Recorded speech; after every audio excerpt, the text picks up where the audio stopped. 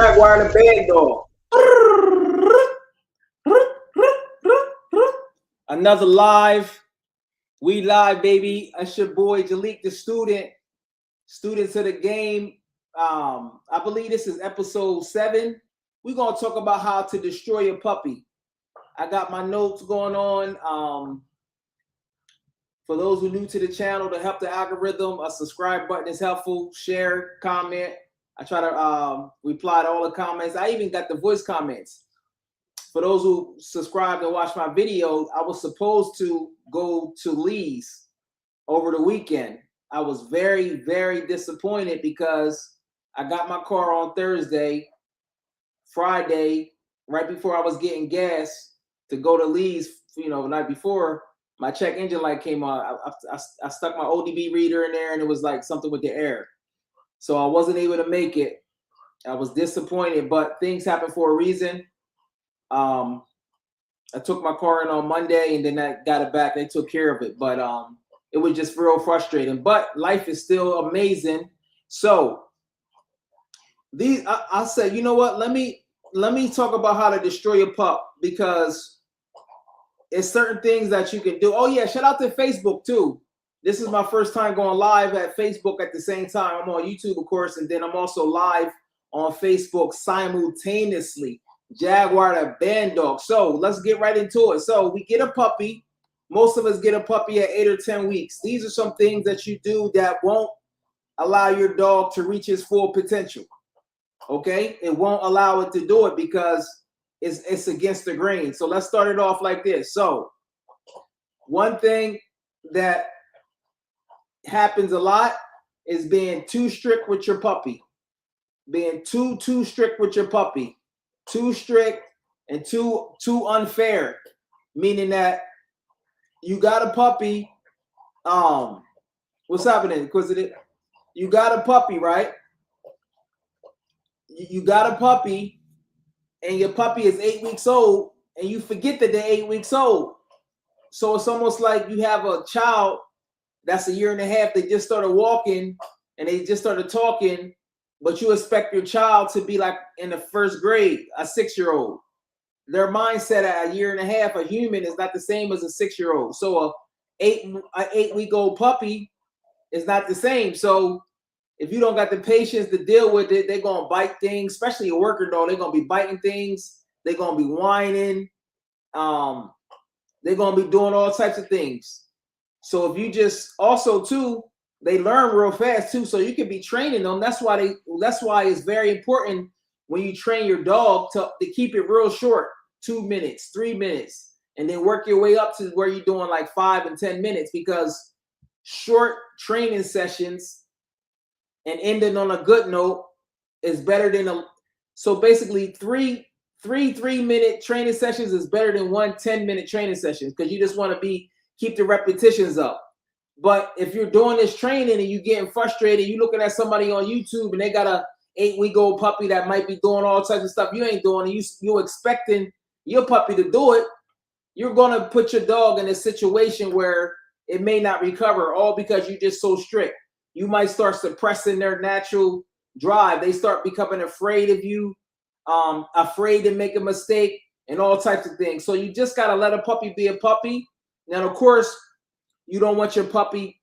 Also, too, you want to set your crib up so the puppy won't be able to destroy it. So if you got a lot of things on your floor, you want to get those things off, because as a puppy, they're going to want to bite things. So you got to prepare your puppy to be in the best situation. So if you, like I said, if you not putting your puppy in the best situation, that's on you. Hard corrections, like bam. And like, this hard, we all know what hard corrections are too. You know what I mean? Because a lot of times we get frustrated. So that's something right there that you got to be fair with them. Like I said, if they 8 weeks old and you working on a sitting down, right? And you doing sit stays and down stays, you can't expect them to be in the down for 2-3 minutes, because they only 10 weeks old. They can get in the down, but to expect them to be in the down state for 5-10 minutes like a puppy that's like a year old, that's just not fair to the puppy. Naturally, as your training goes on, you're going to be able to extend it. It's just a natural process that you will do just through training. But being overly strict on the puppy is not good, and being unfair is not good. So that's my first one right there. That's my first one right there. Let me see what else I got. Being too strict, yeah. Also, having these kind of going together, right? You might get a dog with an amazing pedigree, and the breed expectations is there. So naturally, you have these high expectations. But guess what? Those are just expectations. Those are just pedigrees. You still have to put the work in. So if you just expect your dog, once again, if you get a titled dog, his parents was titled, IGP, whatever it is that you do, and you get this puppy and automatically expect that this dog, without putting no effort in, is going to be that, then you're lying to yourself. That's just not going to happen. And your dog is not going to be able to reach the potential, all because you had these expectations that just because their parents was this way, that they're supposed to be this way. No, it takes work. And so for the parents to get to their levels or whatever they are on as far as titling, because no matter if you like sports or not, in order to get like a Title 3 or whatever, an IGP or PSA, it's not easy. You got to put the work in. You got to put the work in. So looking at the pedigree and expecting, and also too, this goes hand in hand. Not teaching your dog things and expecting them to know. Like Sentinels are good with kids, right?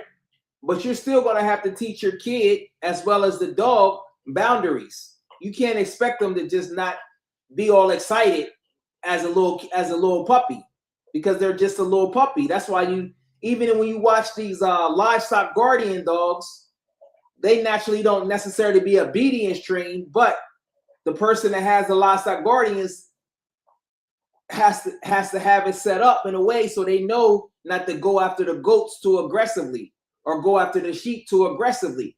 So you got to have somebody there to still teach them. So if they're a little puppy and they go after the goat or the sheep, that don't mean that they bad for the sheep. It just means that they a puppy and they just still have to learn how to do it. And that's how a lot of times that's what puppies are. You get what I'm saying? Because one thing about dogs, they quick to get labels on them. People nowadays, the thing is, if you got a puppy, right, and they making noises and they whining, people quick to say that they got separation anxiety. They a puppy. They 10 weeks old. They want to be around you. They haven't learned how to really be by themselves, because not too long ago, a few weeks back, they was with their mom, with their brothers and sisters, so they by themselves. So this is something new for them. That's why you teach them how to be in a crate, and you teach them to be calm, play some calm music there. But if you just, like I said, if you don't know no better, you'll label your dog as having separation anxiety. Now you got a jacket on your dog where you actually believe that your dog has separation anxiety. So guess what's going to happen? All your beliefs on your dog is going to transfer over. So you're going to literally create a dog that has separation anxiety, all because you didn't know how to calm the dog down. You don't know how to crate them. So you basically destroying your dog by your own self-projections. That's like a human thing, separation anxiety. Separation anxiety, this dog need to learn how to chill out. You don't need to be around your dog 24/7. They need to learn how to chill and relax inside and outside of the crate. So that's another one out there. Stop projecting your fears on your dog. Separation anxiety and, oh, my dog is this and this. That's a lot of that don't even be true. Let me look at my list again. Let me see. Here's another one. Let me see what I want to talk about next. Here's another one. Not allowing your dog to make mistakes. Not allowing your dog to make mistakes. So a lot of times when we training our dogs, we outside, we quick to try to fix it for them. You let your dog make mistakes, and that allows them to realize that, you know what, okay, I can work through things. Because if you always there, if just like a human, if you always there fixing somebody's mistakes, they're not going to learn how to fix things on their own. That's not to say you got a puppy and they're just an individual thing, because most puppies that we get aren't going to be train where they're basically thinking for themselves. A lot of dogs do that. Back to the livestock guardian things. I'm just talking about if you got an agility course. If you got an agility course in your crib, right? Let them make a mistake. Let them fall a little bit. Let them go through it and start back over again, and just encourage them. That goes a long way into building your puppy up. And the opposite, it goes downward. You know what I mean? So allow your dog to make mistakes. Trust me. Allow them to make mistakes and just learn from the mistakes and keep building up and encouraging. That goes a long way. Another one. Here's another one too. Feeling sorry for your dog. I see this happen a lot. Like, say for instance, if you got a female dog, right? And she comes on her heat cycle. A lot of people feel sorry for her because she's on her heat cycle. So we start to think that, and if you've seen a female on a heat cycle, they might act a little bit different, but they're not feeling sorry for themselves. So what happens is we'll start to feel sorry for ourselves, sorry for them because they're having their heat cycle. That's a natural thing. They're not feeling sorry for themselves. So why are you feeling sorry for your dog? So my recommendation is just to act normal. Now, of course, you're going to have to make changes if you got another intact male in the crib. But when your female is in heat, and instead of that's the only female in the heat, it's not as bad. It's not as bad. It don't last that long. The heavy bleeding don't really be that long. So, but if you get on to, she's on her heat, I gotta do this, I gotta cut her up, I gotta feel, and then that goes right back into it. You start to feel sorry for her. Feeling sorry for nobody, feeling sorry for dogs has zero benefits. That's not to say we can't have compassion for dogs, but feeling sorry for them and like, that doesn't help. So stop destroying your puppy by feeling sorry for them. They on a heat cycle, and that's just one example. The heat cycle thing. There's other examples. Your dog might have failed hard. Dog's recovery is amazing. You know what I'm saying? So what happens is, if you don't know no better, you can reinforce. You can start petting them and reinforce like weak behaviors. So what'll happen is, dogs are slick. They understand, like, okay, if I act like this, then my mommy or daddy, they'll start showing me affection. So they'll start to act in that weak way. You know what I'm saying? A lot of them will start limping and they don't really need to limp. So even when the dog gets hurt, you got to really control your emotions. A lot of times it's mind hurt. It does hurt, but you can't feel sorry for them. I'm telling you. There's other ways to, help your dog out, but feeling sorry for them is not one of them. I'm telling you right now. So what else we got? Not allowing your dog to make mistakes, feeling sorry for them. Here's another one. Training. We was talking about training before, doing short things, having excessive training. I'm telling you guys, 3-minute sessions are up. We're going to just say 5 minutes once they get to that point. 3 5-minute sessions is better than 1 15-minute session or 1 10-minute session or 3 15-minute sessions at the beginning. Keep it short. Keep it short, because what happens is they'll start tuning you out. So they're not really learning because they're a little kid. Not a little kid, but their mind is, how little kids are, they can't really focus that long. So they just start tuning it out, and then you start getting frustrated, and then the cycle continues. You start destroying your puppy, all because you're doing too much. Chill out. Instead, like I said, do 5 minutes, end on a good note. I like to use jackpots. For those who don't know what jackpotting is, if you're using treats, if you're doing a sit, and you usually just give them 1 treat for every sit. When you jackpot them, you make it seem like they just won a Super Bowl. You give them like 4, 5, 6 treats, and you end on a good note. And that way they remember that. And then what's gonna happen is they'll start to enjoy the training. So those 5 minutes that you're doing, you'll be able to do 6, 7 minutes, because they're gonna be so in tune with you that they're gonna want to do it without you forcing them, all because you made it fun. But if you do the opposite and overly do it and stress them out, then that's gonna take the fun away from there. Smash that thumbs up, y'all. This is how to destroy your puppy. I'm going down the list. We're not gonna be here long. I got a couple more for you, maybe 5 more. Let me see. Here's another one. Unintentionally, these are all kind of related. Chakra, leave it. unintentionally reinforcing bad behaviors.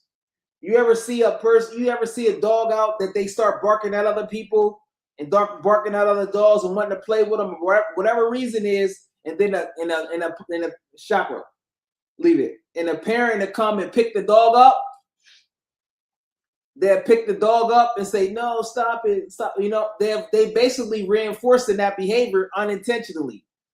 So they think that they helping the dog, right? Chakra, leave it. They think the dog is going, if I bark, then my mom or daddy is going to pick me up and show me attention. So that's one way to intentionally reinforce your behaviors. That's why it's good to really be in tune with your dog. And my other lies to like write in the diary so you understand what's really going on and pay attention to them, because it's easy to reinforce bad behaviors, and it just is. You reinforcing them to do you reinforcing them to do certain things that you don't even want, and you be thinking like, "Darn, why is it like that?" Because you basically train them to do it. You train them to, yeah. So reinforcing, feeling sorry for them, excessive. Here's another one: excessive exercise too. Now we know that it takes a minute. This is a big one, y'all. It takes a minute for your puppy's joints to develop. Okay. So having your little puppy, you want them to be adventurous in a sense, but we all know deep down inside what's too much. And if you don't know, excessive running, because when you get a working dog, they're not going to play and they're going to want to do it. So you're going to have to save your dog. So you don't need to overtrain your dog. I'm telling you, you don't need to do it. However your training is, take some days off. If you take some days off where they're not training at all, so their body can rest, because you don't want to cause your like a permanent injury all because you overtrain your dog. So that's one way. That's one way that you could do it, especially if you don't got a certain dog or Sentinel, whatever it is. If you never had a dog that loves to work, when you get them, you're going to know exactly what I'm talking about. You are going to have to save your dog from themselves, because you're going to have to save them from themselves, because they're going to want to just keep working and working and working. Also, what happens is they start to work, and then their recovery gets faster and faster and faster. And you're like, oh, schmack. They was, before it took them an hour or so, they would be sleeping. Now, after 15 minutes, they ready to work again. So if you're not aware of that, when you keep working them, then that's when injuries can come. And that's a no-no right there. So whatever it is you do, make sure you got the proper rest and don't overdo it. Don't overdo it, because you know if you're being lazy, you're not working. But you also should know when you're doing too much. Just cut it down a little bit, because you don't want, like I said, what's the purpose of overtraining? It's no benefit. You get what I'm saying? Your dog can still be in excellent shape with the right amount of exercise. You don't want to overdo it. So that's one there. So let me see another one right there. Here's another one, y'all. This one right here will mess up your bond with your dog, is letting your dog have more fun with other dogs and other people besides yourself. You want to be the funnest thing that your dog, you want to be the funnest thing for your dog. Okay? You want to make sure you're the funnest for your dog. Now, if you like I said, you might like taking your dog to dog parks. What you taking the dog for the dog park for? For what? So all them dogs can run. I get it. You want to exercise them. Why won't you exercise them on your own and make it a game? That way you're fun. They looking at you as the fun, and they exercising it there. Because what happens when you start to other dogs, that's where a lot of problems come. A lot of the dogs that you see ain't necessarily dog aggressive. They just want to be friends with all the dogs, because you just creating the dogs like that. Let me read this comment. Yeah, that's a good one. Yeah, I'm gonna get into that one. That's a good one right there. Yeah, you're right. Yeah, so try not to. What I recommend, because I don't do the dog parts. What I recommend, if you really want your dog to play with other dogs, have a structure, right? So say if you, I'm gonna use an example. Say if you got a male Sentinel, right, and it's your only dog, but you got a friend, a buddy, or something, and they got another dog, a female, whatever, or they puppies, even another male at that age. You structure, you let them play with that one, because not only does it you become not as fun when you overdo it, another dog can destroy your dog. Another dog can try to attack your dog, mess up his confidence, and then you have a destroyed dog. They scared of every dog, and then they become fear biters because they just, they're just not used to that. So that's important. Make sure you the funnest thing in the world to your dog, and make adjustments. I recommend no dog parks, because what's going to happen is you go to the dog park, it's not structured at all. So they got other puppies older than yours, so they just gang up on your little puppy. So it's not benefiting them. Even if most dog parks, if it's big, they have two, they have one for the puppies. But you get what I'm saying? Even for the puppy ones, like, you don't do that. I'm telling you, it'll destroy your puppy. And we all know, like I said, some dogs ain't playing. They'll try to attack your dog. They might try to send your dog to doggy heaven. You never know. So yeah. Let me see what else we got from him. I said feeling sorry. Here's another one too. Since with the invention of the internet is an amazing thing, right? But what the internet does, it causes you to it causes you to compare things. So you're in a constant state of comparison if you don't be careful, right? So you will see a puppy on the internet, and you be like, whoa, I want my puppy to do that one. Instead of spending your own time with your own puppy and worrying about yourself, you're constantly comparing your puppy to what you see on the internet. And you don't see the full story of a puppy. You just see a clip, a 30-second clip. You don't know exactly what the trainer is doing. Even if you did know exactly what the trainer is doing, your dog has its own unique journey.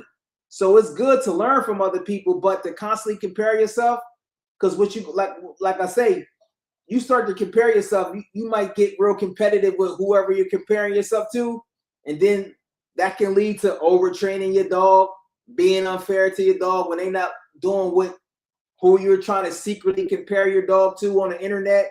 So all these things is related to put your dog in a situation that's going to destroy him. If it don't destroy him, it's going to weaken him. You know what I mean? And you don't want your dog to be weakened. You want your dog to reach his full potential. So stop comparing yourself and your dog to other dogs. Everybody is unique. And one thing about people with their dogs, everybody think their dog is the best dog. You just got to deal with that. Everybody think their dog is the greatest dog. Like, if you talk to somebody, they think their dog is the best, no matter what. They're going to think their dog is the best. And that's okay. You want to believe in yourself. So stop comparing yourself to people. It doesn't help your dog at all. I talked about Dash being too strict, overtraining. Here's another one. Not setting proper boundaries. This happens a lot. When you first get your puppy, Chaka, come here. When you first get your puppy, you want to set your crib up. You want to puppy-proof your crib. If you got certain electronics over there, you want to make sure they're not having access to it. You want to just make sure anything that they can swallow, because they little puppies, they don't know. So anything that they can swallow and harm themselves, you want to get that out of there. So if you don't set the boundaries up and you just let your dog do anything that they want to, you don't crate them, you don't do anything, you don't do anything, you're setting yourself up, you're setting your dog up for failure. Crate your dog so they can get used to it early, because a lot of times if you wait too long, they're trying to destroy their crates and things like that. You get what I'm saying? So set boundaries on them. So at the beginning, I wouldn't give my dog access to the whole crib like that. I would have a certain section that they can do. And some dogs, you might even want to have them on a leash you might even want to have them on a leash until they get more responsible, because like I said, you don't want them going over places because they might bite something and destroy your expensive, whatever it is, destroy your expensive furniture. And then you get mad and you say, you holler at them, and then boom. You get what I'm saying? So it's just a chain reaction. Set these boundaries up. So that way, first thing you get your puppy on, focus on your feeding schedule, little basic obedience, and potty training. You're going to have to take them out every 30 minutes. Every 30 minutes, every hour, put them in a crate, take them out, praise them when they go to the bathroom. After they play real hard, they got to use the bathroom. After they pee, after they eat, they're going to have to use the bathroom. So that's the fast way to puppy potty train. Because potty training, even if you don't know how to train, potty training should be the easiest thing for you to know how to do. It's not hard. Potty training is one of the easiest things you can do. But if you get to the point where a lot of people, they just didn't know. So they just let the dog free roam, and they go into the bathroom, they getting mad. They using an old trick where you put their face into it. You don't have to do that. Potty train your dog. Put them in the best position. You don't want to destroy your dog, and then they using the bathroom over places because they got too much access on there.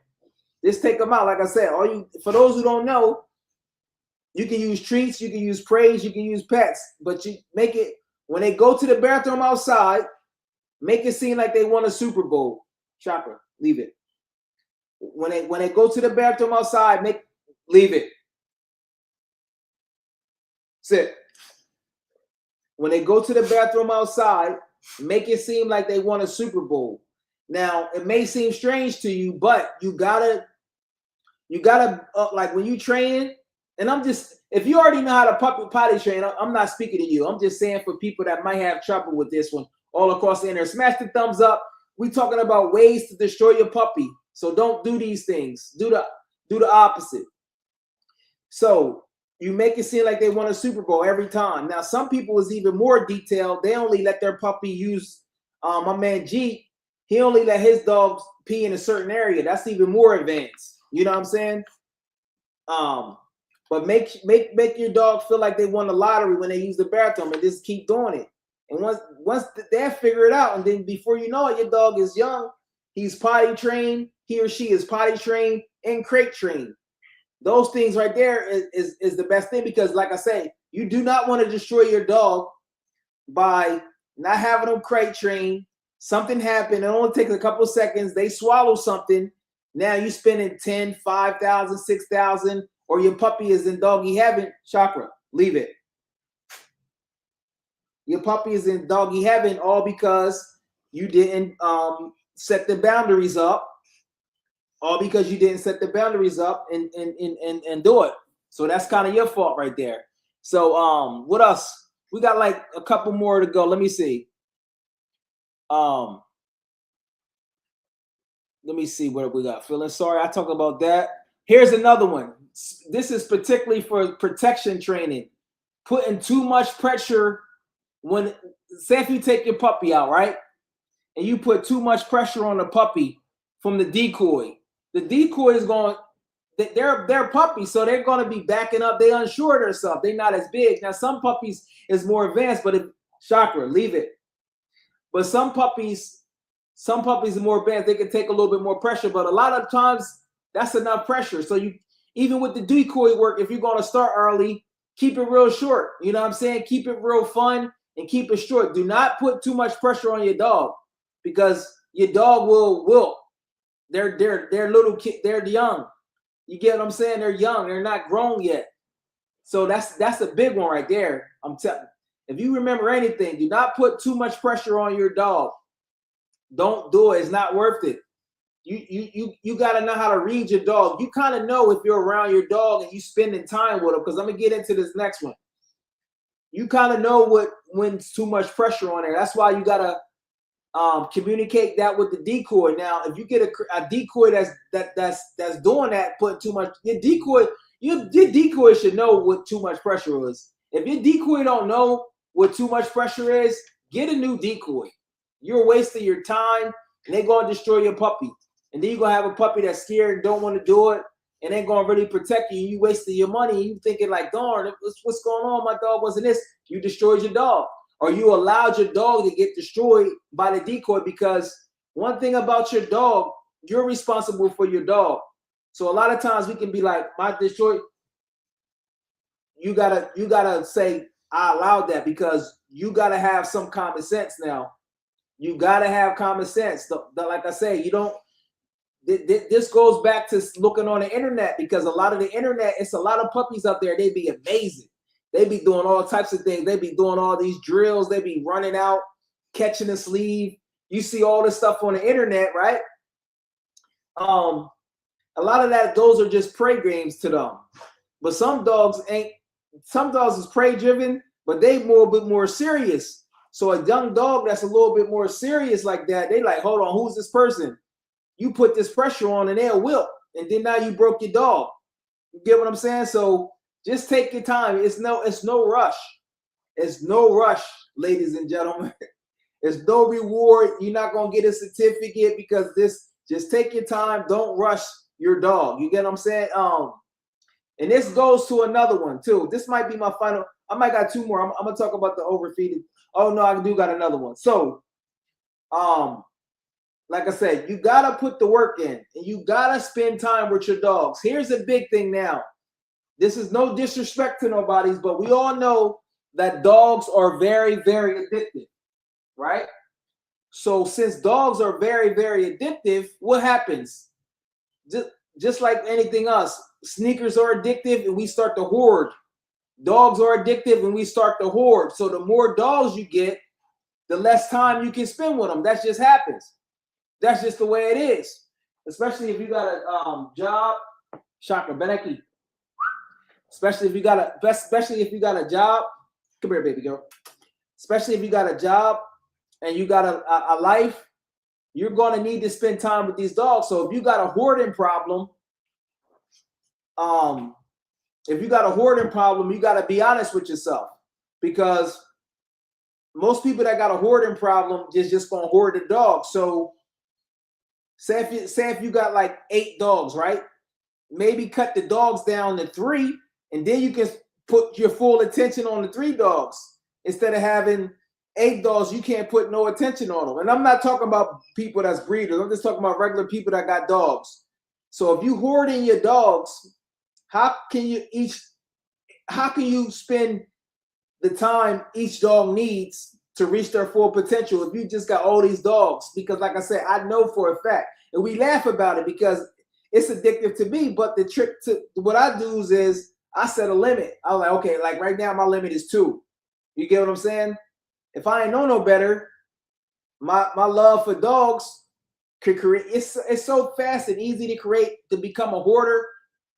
And how are you really putting the time into all of your dogs? Like, now, some people's gonna hoard. If you want to hoard, that's on you. You know what I'm saying? I'm just saying this would prevent your dog from reaching that level just because you hoarding the dogs. You know what I'm saying? Like, if you got somebody else, if you got 7 dogs and you got some homies that got 1, maybe trade out 1 and let them do it and let them build up. That's why it's important, if you gonna have dogs, to have friends where you can be on like a barter type system. You know what I mean? And work with them, because the goal is to get your dog to be on a high level. But you don't want to destroy your dog because you got a dog addiction and you sitting up there, buying dogs like it ain't nothing, buying dogs like it's it's Jordans or something. You know what I mean? Let's see. Here's another one too. Here's how you can destroy your pup chocolate. That's it. Here's another one too. Not being prepared if your dog gets parvo. Okay? Listen to this, y'all. Not being prepared if your dog gets parvo. Because parvo, believe it or not, it's a very serious disease, but it is curable. And you can do it on your own. Now, some people go to the vet. I heard stories where they charging like $5,000-$6,000 and they still not guaranteeing them. Shopper, leave it. So what you want to do is make sure that you're there. See, the thing with parvo is the dog basically goes to doggy heaven based on dehydration.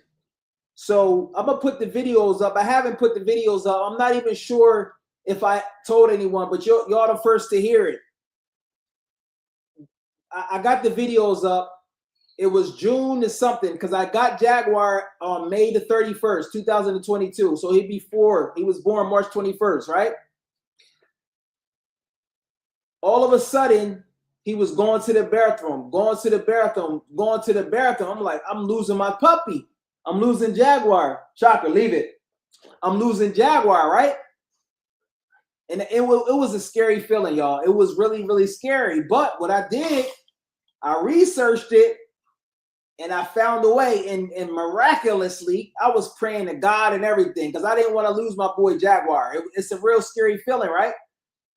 Miraculously, he recovered really fast. So make sure you have the necessary tools. And what I'm gonna do is I'm gonna put the product that I use, because once you go through it once, then you be confident again. Because if you're not prepared, you just like boom, and it can wipe your dog out pretty quick. But if you prepare, your dog will get over it real fast. You know what I'm saying? And like nothing happened, because like I said, dogs are beasts when it comes to overcoming things. You know what I mean?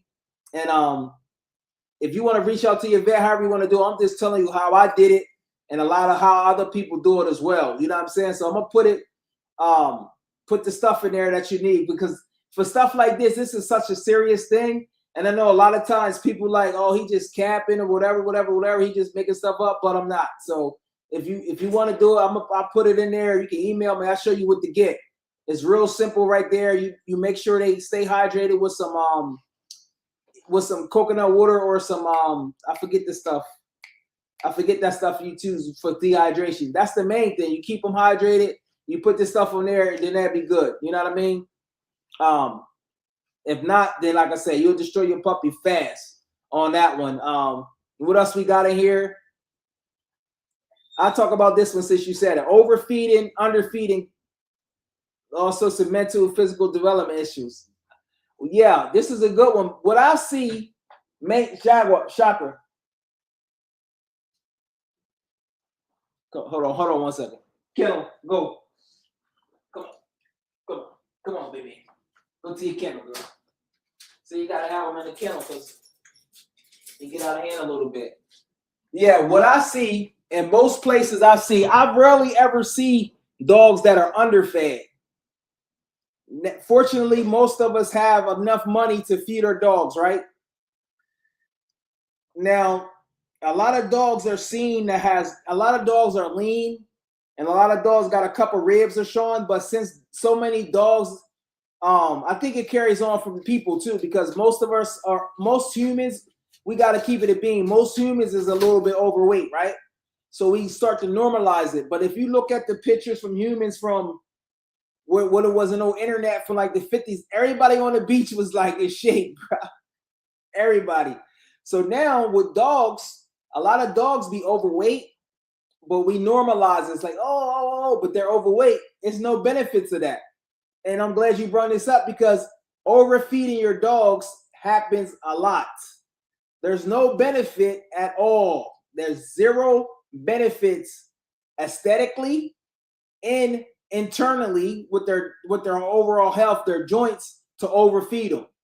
So I'm glad you brought this up, the Inquisitive. There's no benefit at all. Like I said, most dogs are more overweight. There's very few dogs, unless they was in a situation where there's very few dogs that are underfed. Just put it like that. Now, of course, you got anomalies where somebody abandoned their dog, but that's a situation. That's like almost, you never know why people abandon their dogs. They could be on drugs, they could be addicts, they could be all types of situations. They could have lost their job, but that's very rare. Even the dogs I be seeing, I talked about this before. The homeless dogs, not only are they one of the most well-behaved dogs, I don't know where y'all live, but the homeless dogs around, the homeless people that got their dogs around my way, they the most behaved dogs. Like, you hardly ever see them reacting.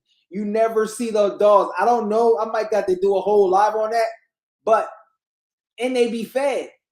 You get what I'm saying? Because once again, unless you like a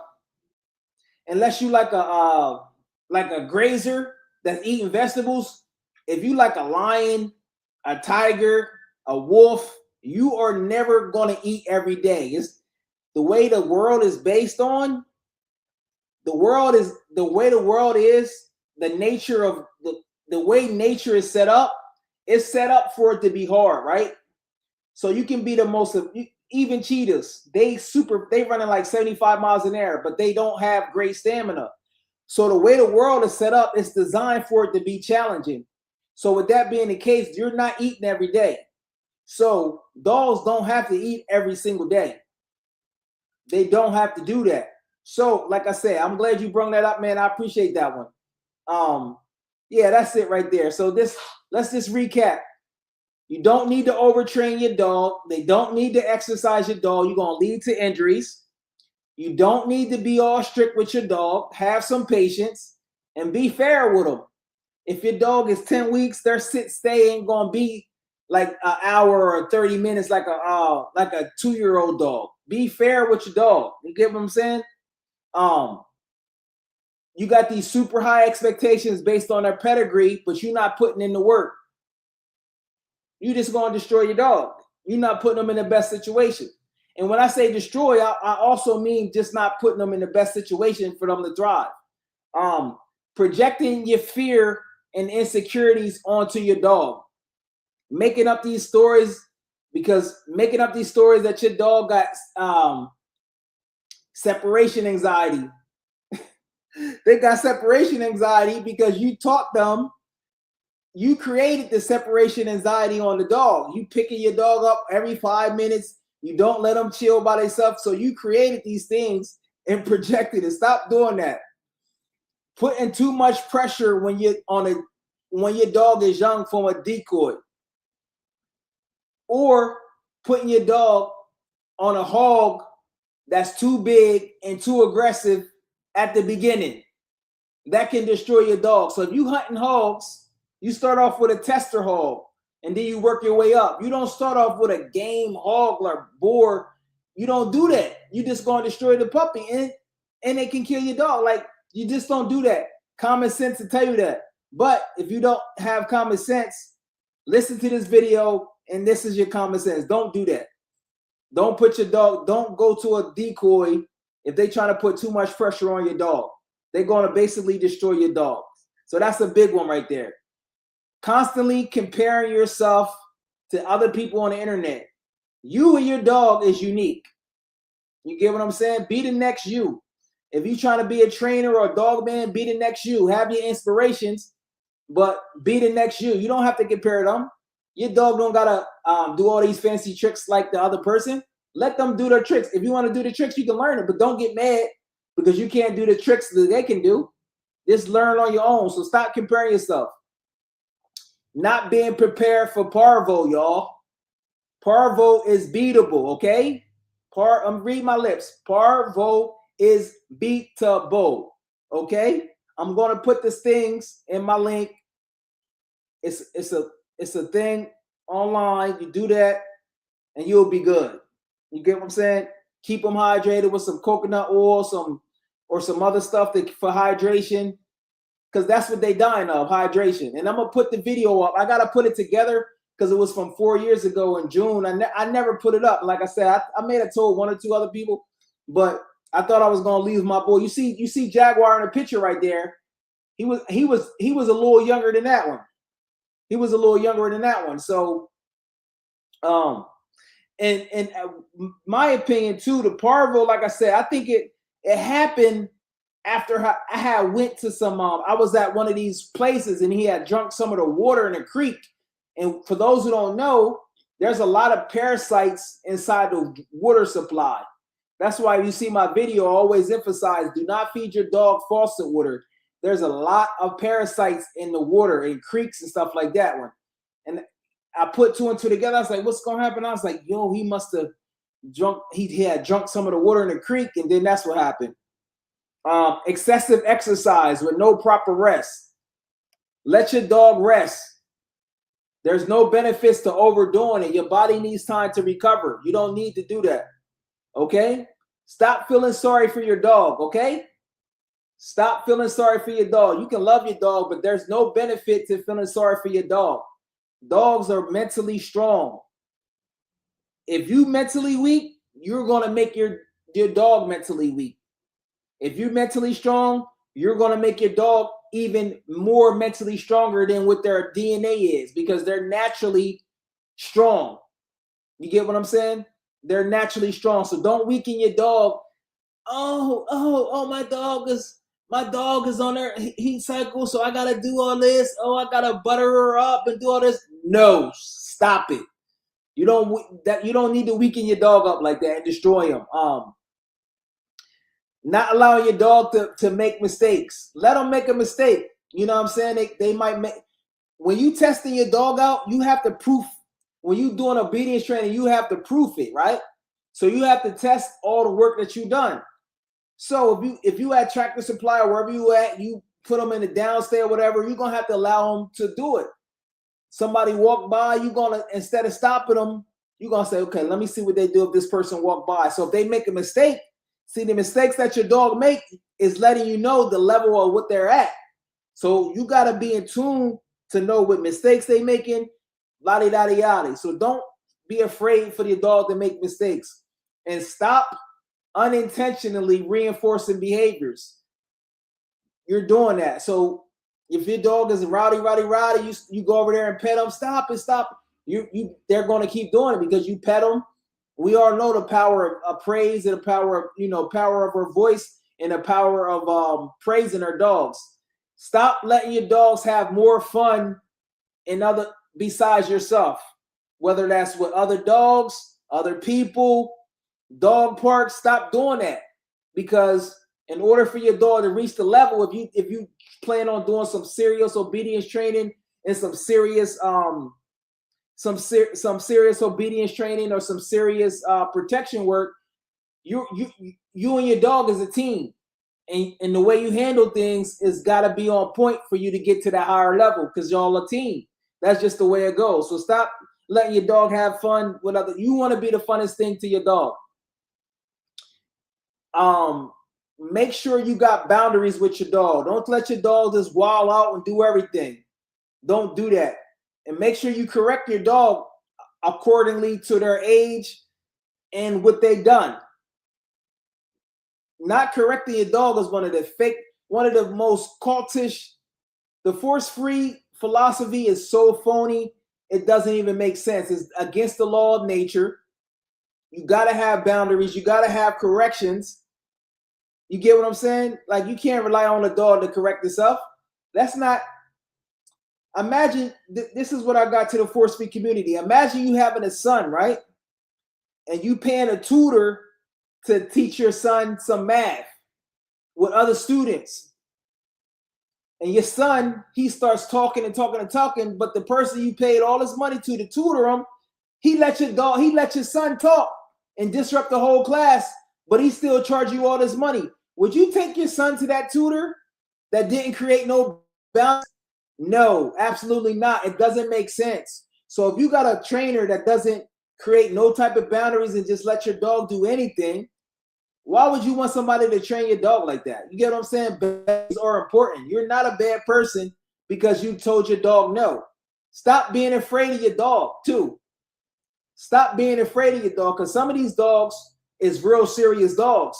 So if you plan on handling a 100-pound male Sentinel that's confident, you're gonna have to be confident, and you can't be afraid of them too. So yeah, and the final one, if you're a hoarder, go get some help. Go get some help.